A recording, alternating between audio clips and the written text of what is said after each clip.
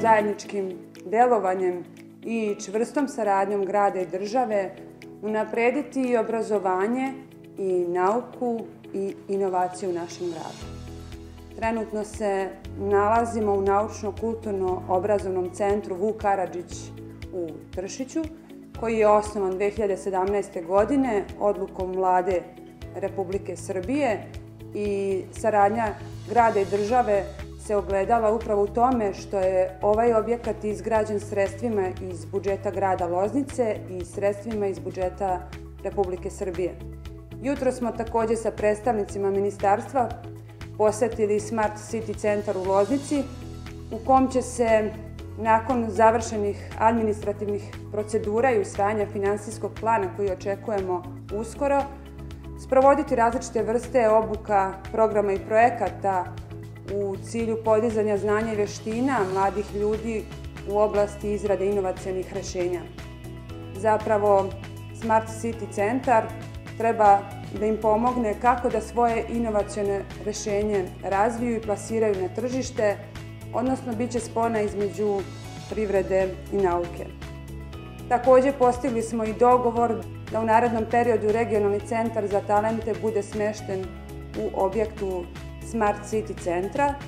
Regionalni centar za talente osnovan je 1998. godine i do pre 2 godine koristio je zakupljen prostor u ulici Marka Radulovića, odnosno u prostorijama Plavog restorana, i već 2 godine oni nemaju svoj prostor.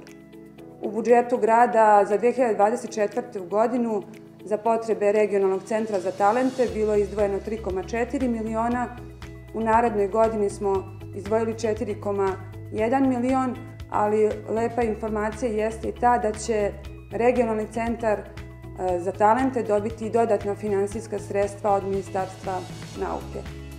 Obrazovanje je oblast koja u našem gradu ima posebnu pažnju, koja se godinama unazad tretira na jedan poseban način za koju se izdvajaju veoma značajna sredstva, gde primjera radi u ovoj godini skoro 1/4 budžeta, što je blizu milijardu dinara.